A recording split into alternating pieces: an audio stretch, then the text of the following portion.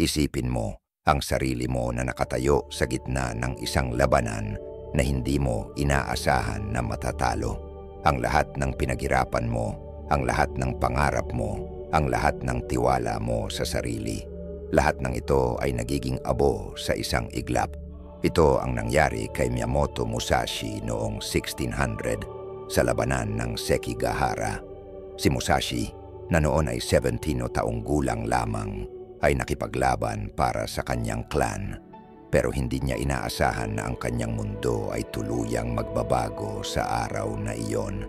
Ang kanyang koponan ay natalo, ang kanyang mga kasama ay namatay, at siya ay napilitang tumakas para sa kanyang buhay.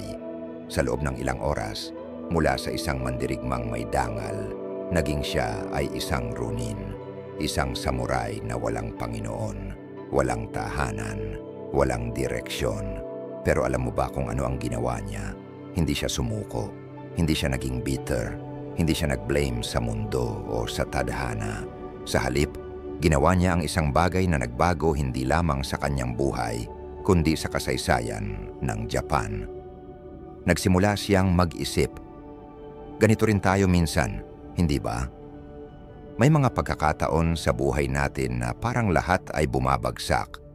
Nawalan ng trabaho, naghiwalay sa mahal sa buhay, nabigo sa negosyo, o kaya naman ay namatayan ng mahal sa buhay. Sa mga sandaling ito, pakiramdam natin ay wala na tayong silbi, na hindi na natin alam kung saan pupunta o kung ano ang gagawin. Pero dito papasok ang mga aral ni Musashi. Sa loob ng mga susunod na taon pagkatapos ng kanyang pagkatalo, hindi lamang siya naging pinakamahusay na swordsman sa Japan. Naging siya rin ang isa sa pinakamatalinong philosopher na nabuhay. Nagsulat siya ng mga libro, naging artist, at higit sa lahat, natutunan niya ang mga sekreto ng kung paano muling itayo ang isang sirang buhay. Ang 5 tuntunin na ibibahagi natin ngayon ay hindi lamang mga teorya. Ito ay mga prinsipyong napatunayan na sa pamamagitan ng dugo, pawis at mga taon ng pag-aaral. Ito ay mga gabay na makakatulong sa atin na maging mas matatag, mas matalino at mas handa sa mga hamon ng buhay. Kaya kung ikaw ay nasa pinakamadilim na bahagi ng inyong buhay ngayon, kung pakiramdam mo ay wala ka ng pag-asa, tandaan mo si Musashi. Tandaan mo na ang pinakamalakas na mga tao ay hindi iyon na hindi nahuhulog, kundi iyon na natutong tumayo muli pagkatapos mahulog. Tanggapin ang lahat kung ano ito. Ito ang unang at pinakamahalagang tuntunin ni Musashi. Pero huwag mong isipin na ito ay pagiging passive o pagsuko. Hindi ito nangangahulugang dapat tayong maging doormat o tanggapin na lang ang lahat ng masama na nangyayari sa atin. Ang ibig sabihin ng pagtanggap ay ang pag-acknowledge sa reality. Ang pagtanggap sa katotohanan ng sitwasyon natin ngayon. Hindi ang sitwasyong gusto natin o ang sitwasyong akala natin ay dapat mangyari. Ito ay ang pagtigil sa paglaban sa mga bagay na hindi na natin mababago. Isipin mo si Musashi pagkatapos ng Sekigahara. Pwede siyang mag-deny, pwede siyang magtampo, pwede siyang magalit sa mundo, pwede siyang sabihing hindi ito dapat nangyari sa akin o bakit ako, pero hindi niya ginawa iyon. Sa halip, sinabi niya sa sarili, ito ang nangyari, ito ang katotohanan ngayon, ano ang gagawin ko dito? Ganito rin sa ating buhay. Kapag nawalan tayo ng trabaho, ang unang instinct natin ay mag-deny o magalit. Hindi dapat ako tanggalin. Unfair ito. Bakit ako ang napili? Pero habang tumatagal tayong nakatutok sa galit at denial, mas tumatagal din tayong hindi nakaka-move forward. Ang pagtanggap ay nagbibigay sa atin ng kapangyarihan. Kapag tinanggap mo na ang sitwasyon mo, doon mo lang makikita ang mga posibilidad. Doon mo lang makikita ang mga solusyon. Doon mo lang magsisimulang mag-isip ng mga hakbang na pwede mong gawin. Halimbawa, kapag naghiwalay kayo ng partner mo, Ang natural na reaction ay denial. Babalik pa siya. Hindi totoo ito. Magbabago pa ang isip niya. Pero habang nakatutok ka sa denial, hindi mo nakikita ang mga opportunity para sa personal growth, para sa pag-improve ng sarili, para sa paghanap ng mas compatible na partner. Ang pagtanggap ay hindi nangangahulugang hindi ka na malulungkot o hindi ka na magagalit. Normal ang mga damdaming ito. Ang pagtanggap ay nangangahulugang hindi mo hahayaang kontrolin ng mga damdaming ito ang inyong mga desisyon at aksyon. Si Musashi ay nagturo sa atin na ang tunay na kalaban ay hindi ang mga tao sa paligid natin, kundi ang aming sariling resistance sa katotohanan. Kapag tumitigil tayo sa paglaban sa reality, doon tayo nagsisimulang makakuha ng tunay na kapangyarihan. Kaya ang tanong ngayon, ano ang mga bagay sa buhay mo na hindi mo pa tuluyang tinanggap? Ano ang mga sitwasyon na patuloy mo pang nilalabanan kahit na alam mong hindi mo na mababago? Ano ang mga katotohanan na ayaw mo pang harapin? Tandaan, ang pagtanggap ay hindi pagiging weak. Ang pagtanggap ay ang simula ng lahat ng pagbabago. Ito ang foundation kung saan mo itatayo ang inyong bagong buhay. Walang matibay na bahay na matatayo sa maling pundasyon. Kapag natutuhan mo ng tanggapin ang buhay kung ano ito, doon mo makikita na may mas malaking plano ang universe para sa iyo. Doon mo makikita na ang mga pagsubok na ito ay hindi parusa, kundi preparation para sa mas malaking layunin. Ang ikalawang tuntunin ni Musashi ay maaaring isa sa pinakamahirap na maintindihan sa modernong mundo. Huwag maghanap ng kasiyahan para sa sarili lamang. Sa panahon ngayon na lahat ay instant coffee, instant noodles, instant gratification, parang laban sa agos ang payo na ito. Pero intindihin natin kung ano talaga ang ibig sabihin nito. Hindi sinasabi ni Musashi na bawal tayong maging masaya o mag-enjoy sa buhay. Ang sinasabi niya ay huwag nating gawing center ng aming buhay ang paghahanap ng panandaliang kasiyahan. Isipin mo ang mga tao na kilala mo na palaging naghahanap ng instant pleasure. Yung mga taong palaging nag-shopping para sa temporary high. Yung mga taong palaging nag-party para makalimutan ang mga problema. Yung mga taong palaging nag-scroll sa social media para sa validation. Ano ang nangyayari sa kanila? Mas lalo silang nagiging empty. Mas lalo silang nagiging dependent sa external sources ng happiness. Si Musashi ay natutunan ito sa mahirap na paraan. Pagkatapos ng kanyang pagkatalo, pwede siyang mag-indulge sa alcohol, sa babae, sa mga temporary escape, pero hindi niya ginawa iyon. Sa halip, nag-focus siya sa mas malalim na bagay, sa pag-develop ng kanyang skills, sa pag-understand ng kanyang sarili, sa paghahanap ng kanyang purpose. Ang tunay na kasiyahan, ayon kay Musashi, ay nanggagaling sa mastery, sa growth, sa contribution. Ito ay nanggagaling sa pagiging better version ng sarili mo araw-araw. Ito ay nanggagaling sa pagtulong sa iba, sa pag-create ng something meaningful, sa pag-live ng buhay na may purpose. Tingnan mo ang mga taong tunay na masaya sa buhay. Hindi sila yung mga taong palaging nag-party o palaging nag-shopping. Sila yung mga taong may clear na purpose. Yung mga taong passionate sa ginagawa nila. Yung mga taong nag-contribute sa mundo sa kanilang sariling paraan. Kapag nag-focus tayo sa instant gratification, nagiging slave tayo ng aming mga desires. Nagiging reactive tayo sa bawat impulse, sa bawat craving, sa bawat temporary emotion.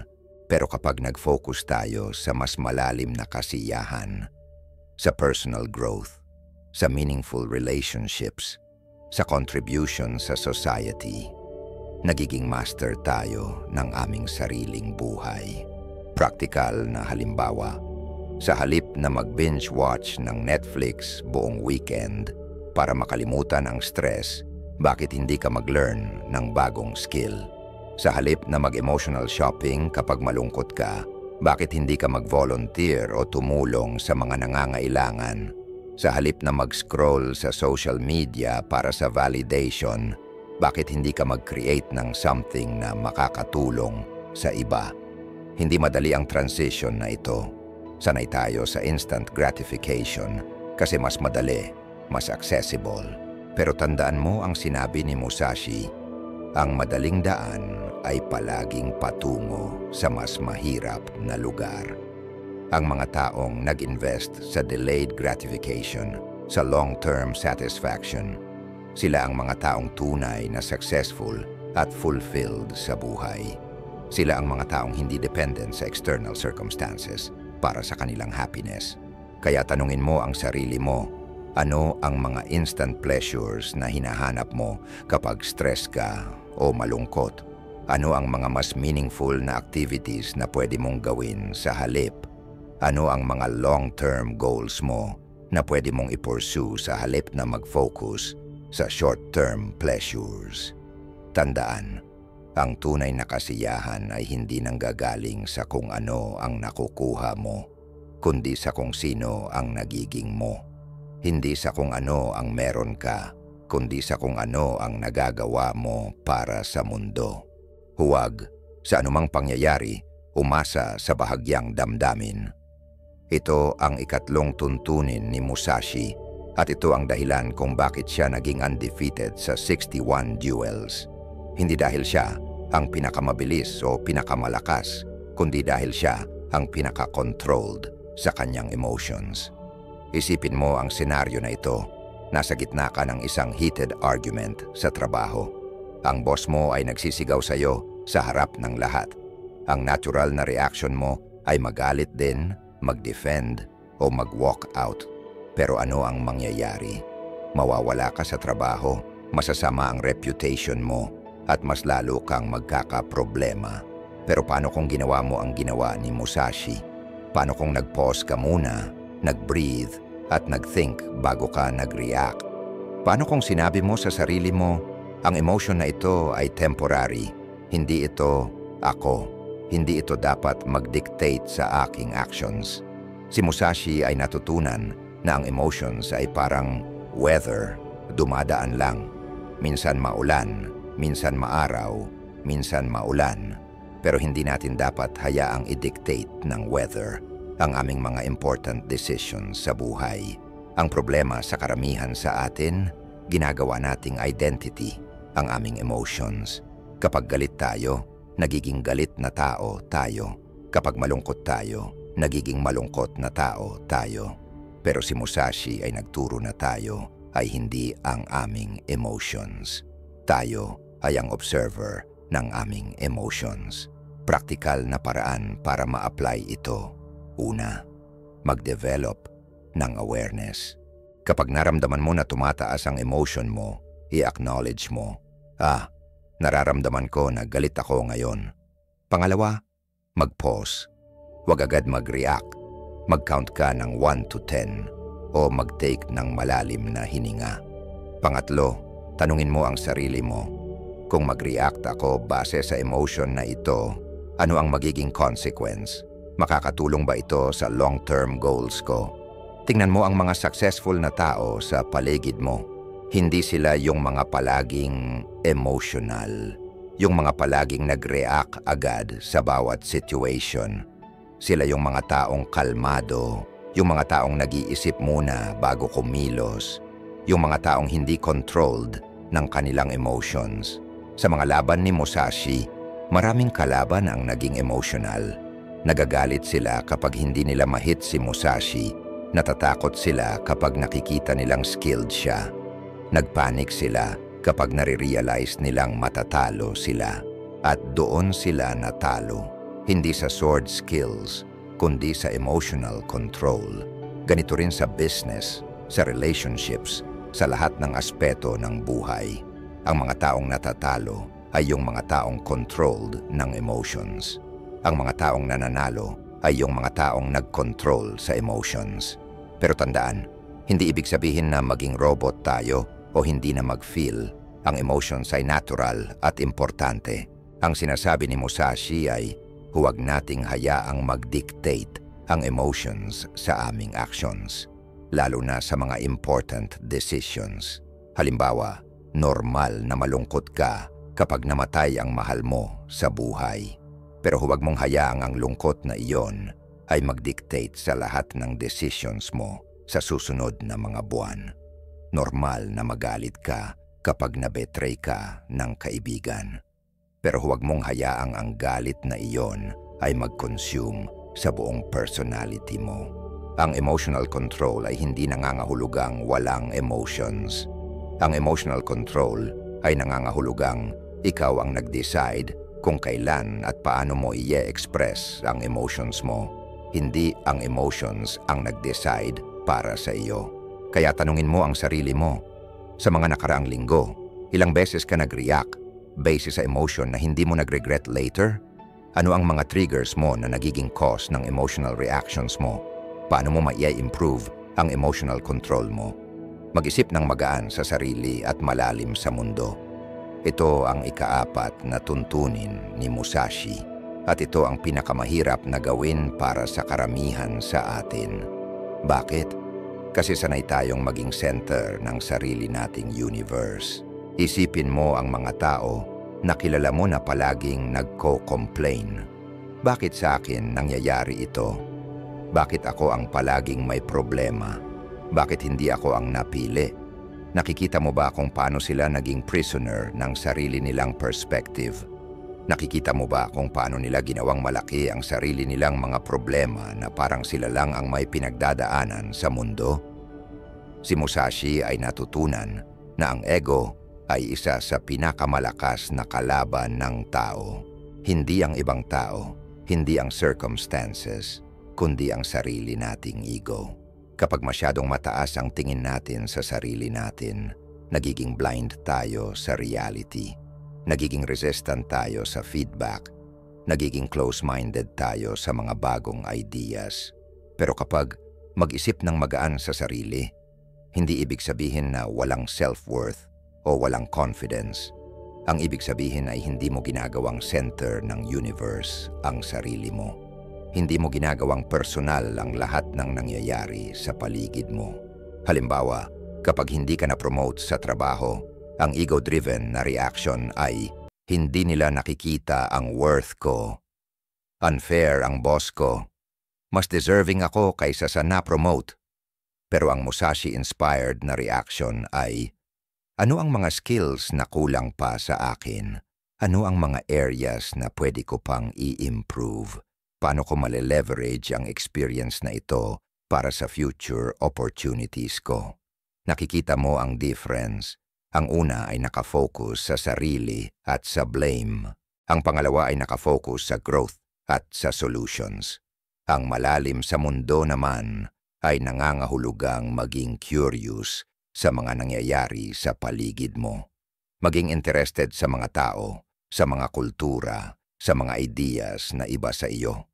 Maging open sa mga lessons na pwede mong matutuhan mula sa bawat experience, sa bawat tao na makakasalamuha mo. Si Musashi ay hindi naging master swordsman dahil nag-focus lang siya sa sword fighting.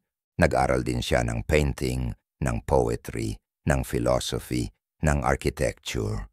Naintindihan niya na ang lahat ng knowledge ay connected. Ang lahat ng experience ay may lesson na pwedeng ma-apply sa ibang areas ng buhay. Practical na application nito. Sa halip na mag-focus sa kung bakit hindi ka successful, mag-focus sa kung paano mo mai-improve ang skills mo. Sa halip na mag-complain tungkol sa mga problema mo, mag-focus sa kung paano mo masosolve ang mga problema ng iba. Sa halip na mag-compare sa mga achievements ng iba, mag-focus sa sariling journey mo at sa mga lessons na pwede mong matutuhan mula sa kanila. Kapag nag-shift ka ng perspective na ito, makikita mo na ang mundo ay puno ng opportunities para sa learning at growth. Makikita mo na ang bawat tao na makakasalamuha mo ay may something na pwede mong matutuhan. Makikita mo na ang bawat challenge na dadatnan mo ay may lesson na pwedeng ma-apply sa future. Ang mga taong mabigat ang tingin sa sarili ay palaging stressed, palaging defensive, palaging nagko-compare. Pero ang mga taong magaan ang tingin sa sarili ay relaxed, open sa feedback, at palaging nagle-learn. Tandaan, ang humility ay hindi weakness. Ang humility ay strength. Ito ang nagbibigay sa atin ng capacity na mag-grow continuously. Ito ang nagbibigay sa atin ng ability na mag-adapt sa mga changes. Ito ang nagbibigay sa atin ng wisdom na makita ang bigger picture. Kaya tanungin mo ang sarili mo, gaano ka ka-open sa feedback? Gaano ka ka-curious sa mga bagay na hindi mo pa alam? Gaano ka ka-interested sa mga experiences ng ibang tao? Ginagawa mo ba ang sarili mong center ng lahat ng conversations at situations? Ang pagbabago ay nagsisimula sa pag-acknowledge na marami pa tayong hindi alam, marami pa tayong pwedeng matutuhan, at marami pa tayong pwedeng maging. Huwag kailanman maging seloso. Ito ang ikalimang at huling major na tuntunin ni Musashi, at ito ang pinakamabisang paraan para ma-destroy ang sarili mo nang hindi mo namamalayan. Isipin mo ang mga oras na naging seloso ka. Yung mga pagkakataon na nag-scroll ka sa social media at nakita mo ang success ng ibang tao, tapos biglang naging bitter ka.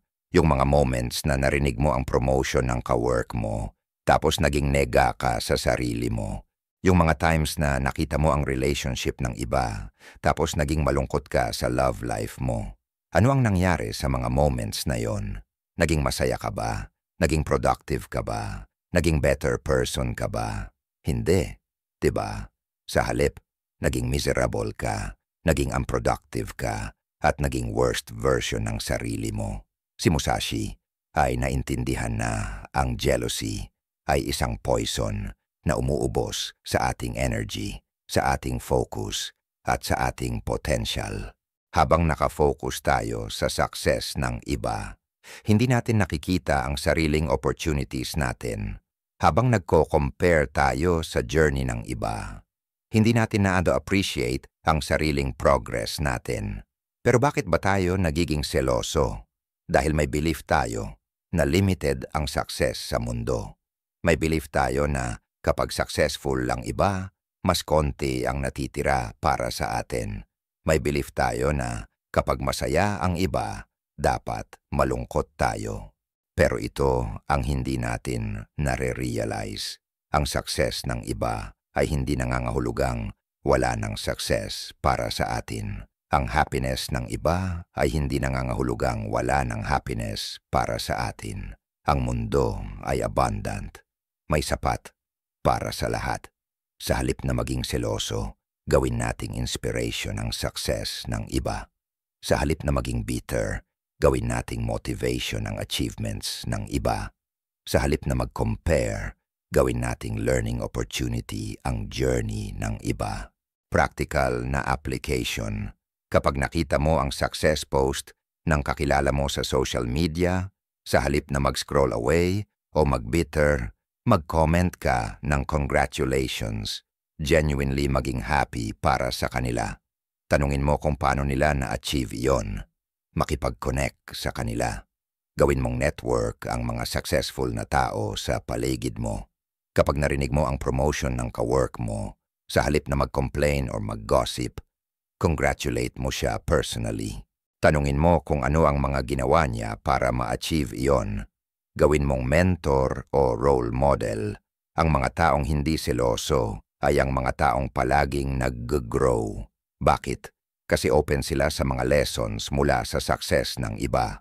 Open sila sa mga connections. Open sila sa mga opportunities na pwedeng ma-create through collaboration. Tandaan mo rin na ang bawat tao ay may sariling timeline. Ang journey mo ay unique sa iyo. Ang challenges mo, ang lessons mo, ang growth mo. Lahat iyon ay specifically designed para sa kung sino ka at kung saan ka pupunta. Si Musashi ay hindi naging jealous sa mga established samurai na may secure na position. Sa halip, ginawa niya silang target para sa improvement. Ginawa niya silang benchmark para sa sariling growth. At sa huli, naging mas successful pa siya kaysa sa kanila. Kaya tanungin mo ang sarili mo, sino ang mga taong sineselos mo? Ano ang pwede mong matutuhan mula sa kanila? Paano mo mako-convert ang jealousy mo into inspiration at motivation? Ang jealousy ay nagwa-waste ng energy na pwede mong gamitin para sa sariling growth. Ang jealousy ay nagbi-block sa opportunities na pwede mong makuha through positive relationships. Ang jealousy ay nagpi-poison sa sariling happiness mo. Pero kapag natutuhan mong maging genuinely happy para sa success ng iba, doon mo makikita na mas maraming blessings ang dumadating sa sarili mo. Doon mo makikita na mas maraming opportunities ang nag-o-open. Doon mo makikita na mas masaya ang buhay mo. Ngayon na natutunan mo na ang 5 tuntunin ni Miyamoto Musashi, ang tanong ay, paano mo ito isasama sa araw-araw mong buhay? Una, tanggapin mo ang kasalukuyang sitwasyon mo, hindi para sumuko, kundi para makita mo ang tunay na starting point mo. Pangalawa, huwag mag-focus sa instant gratification. Mag-invest sa mga bagay na magbibigay sa iyo ng long-term fulfillment. Pangatlo, kontrolin mo ang inyong emotions. Huwag hayaang mag-dictate ang temporary feelings sa permanent decisions mo. Pang-apat, maging humble at curious. Mas marami kang matutuhan kapag hindi mo ginagawang center ng universe ang sarili mo. At panghuli, huwag maging seloso. Gawin mong inspiration ang success ng iba. Ang mga tuntunin na ito ay hindi magic formula na magso-solve agad sa lahat ng problema mo. Pero ito ay mga gabay na makakatulong sa iyo na maging mas matatag, mas matalino, at mas handa sa mga hamon ng buhay. Si Musashi ay nagsimula bilang isang defeated na 17-year-old. Pero sa pamamagitan ng mga prinsipyong ito, naging siya ang pinakamahusay na samurai sa kasaysayan ng Japan. Hindi dahil sa natural talent, kundi dahil sa discipline, sa wisdom, at sa commitment sa continuous growth. Ikaw din ay may kakayahang mag-transform. Ikaw din ay may potential na maging best version ng sarili mo. Ang kailangan mo lang ay simulan, ngayon, sa araw na ito. Kung nakatulong sa iyo ang video na ito, mag-subscribe sa channel para sa mas maraming life-changing content. I-share mo rin ito sa mga taong alam mong kailangan din ng transformation sa buhay nila. At mag-comment ka sa baba. Ano sa 5 tuntunin ni Musashi ang pinaka-challenging para sa iyo? Tandaan, ang transformation ay hindi nangyayari overnight, pero nagsisimula sa isang desisyon. Gumawa ka ng desisyon ngayon. Simulan mo ang inyong journey tungo sa mas matatag at mas meaningful na buhay.